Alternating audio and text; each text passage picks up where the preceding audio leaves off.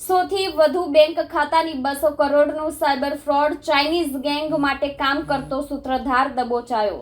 સુરતમાં મોટો cyber fraud બહાર આવ્યો છે, જેમાં લગભગ 100થી વધુ ભારતીય બેંક ખાતાઓનો ઉપયોગ કરીને 200 કરોડથી વધુની લેવડ-દેવડ કરવામાં આવી હતી. પોલીસ તપાસમાં ખુલ્યું છે કે આ સમગ્ર કાળો કારોબાર ચાઇનીઝ ગેંગના ઇશારે ચાલી રહ્યો હતો. મુખ્ય આરોપી ડિજિટલ પ્લેટફોર્મ ડિજિટલ અરેસ્ટ ગેમિંગના માધ્યમથી આ ફ્રોડમાં સામેલ હતો. આ આરોપી વિવિધ વ્યક્તિઓના આધાર કાર્ડ, પાન કાર્ડ વગેરે દસ્તાવેજોના આધારે ફેક્ટ બેંક એકાઉન્ટ ખોલાવતો હતો. ત્યારબાદ એ ખાતાઓમાંથી વિશ્વસનીય લાગે તેવા ગેમિંગ એપ્સ મારફતે મોટી રકમનું ટ્રાન્ઝેક્શન કરાવતો. આ રકમ ક્રિપ્ટોકરન્સી USDTમાં ફેરવી દેવાતી અને ત્યારબાદ તે નાણાં રોકડીમાં કન્વર્ટ કરી ચાઇનીઝ કનેક્શન સુધી પહોંચાડવામાં આવતી. તપાસ દરમિયાન ખુલ્યું છે કે આ નેટવર્ક માત્ર ભારત પૂરતું મર્યાદિત નથી, પરંતુ તેની કડીઓ મલેશિયા અને ક્યુબા સુધી વિસ્તરેલી છે. આ દેશોમાં પણ આવા જ ફ્રોડ માધ્યમથી મોટા પાયે પૈસાની ધંધોળી કરવામાં આવી રહી છે. આ આરોપી પોતે નેટ બેન્કિંગ માટે આઈડી અને પાસવર્ડ જનરેટ કરીને રોઝર પે જેવી ફિનટેક એપ્લિકેશન મારફતે આંતરરાષ્ટ્રીય ટ્રાન્ઝેક્શન માટે ચાઇના મોકલતો હતો.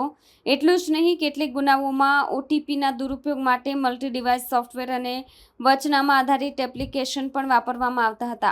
ફ્રોડને દસ્તાવેજી માન્યતા આપવા માટે આરોપીએ પોતાના પિતા અને બહેનને દર મહિને 30,000 પગાર આપીને નોકરી પર રાખેલા હોવાનું ખુલ્યું છે, જ્યારે વાસ્તવમાં તેઓ કોઈ કામગીરી કરતા ન હતા. ફક્ત કાગળ પર દેખાડવા માટે તેમની હાજરી રાખવામાં આવતી.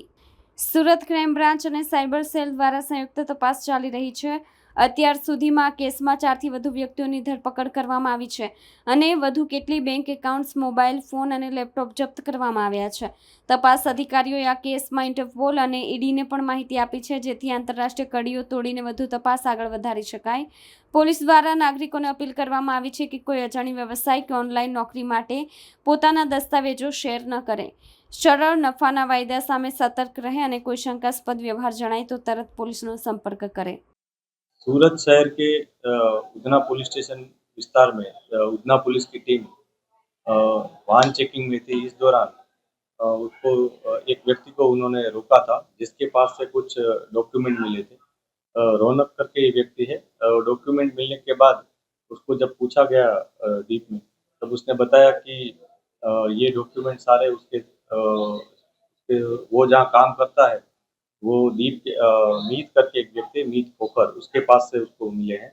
तो फिर पुलिस ने मीत के पास पुलिस गई थी, उसके वहाँ थोड़ी तलाश की। बाद में मीत ने बताया कि उसके साथ उसका एक दोस्त किरात जादवानी वो भी जुड़ा हुआ था। तो इस तरह 2 व्यक्ति पुलिस के पास रहे, जिसमें एक का नाम मीत खोखर और एक का नाम किरात जादवानी है।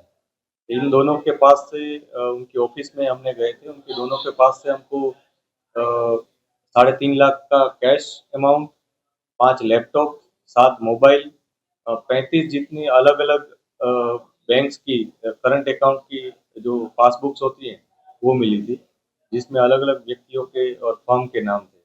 बाद में वहाँ से हमको कुछ ATM कार्ड्स और क्रेडिट कार्ड्स मिले थे। उसके अलावा एक श्रेडर मशीन भी मिला था। फिर उनको इस बारे में पूछा गया, तो शुरुआत में उन्होंने कुछ पुलिस को मिसगाइड किया, लेकिन बाद में डीपली उनको इन्वेस्टिगेट करने पे पता चला कि वो लोग करंट अकाउंट खुलवा कर उसको ऊपर किसी को सेल करते थे। वो जिसको सेल करते थे उसका नाम नितिन करके एक व्यक्ति है, नितिन प्रसाद करके विनीत प्रसाद करके एक व्यक्ति है, उसके वो लोग सेल करते थे। ये प्राइमरी इंफॉर्मेशन के आधार पर पुलिस ने उनको हिरासत में लिया। बाद में उनके खिलाफ केस दाखिल किया गया, जिसमें उन्होंने फ्रॉड डॉक्यूमेंट बनाए थे अलग अलग फर्म के, और फ्रॉड डॉक्यूमेंट के आधार पर उन्होंने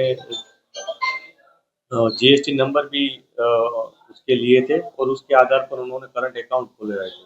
ये करंट अकाउंट वो लोग विनीत प्रसाद को सेल करते थे। टेलीग्राम चैनल के थ्रू उनका कांटेक्ट हुआ था।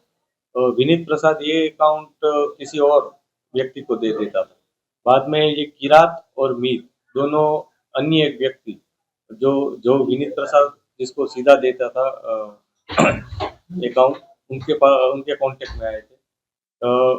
ये सारा ट्रांजैक्शन पुलिस ने ट्रेस किया था। इस पूरे ट्रांजैक्शन में टोटल अभी तक की इंफॉर्मेशन है, उसमें 100 जितने अकाउंट्स खोले गए हैं। ये 100 अकाउंट्स में से जितना पैसा सर्कुलेट हुआ है, एनरूट हुआ है, वो पूरा पैसा अभी तक की हमारा जो काउंटिंग है उसमें 200 करोड़ से ऊपर की अमाउंट ट्रांजैक्ट हुई है और इसके कमीशन के तौर पर इन दोनों व्यक्तियों को 2% कमीशन मिलता था। तो उसमें करीबन 4 से 5 करोड़ का कमीशन उनको यूएसडीटी के तौर पर मिला हुआ अभी तक की इन्फॉर्मेशन है।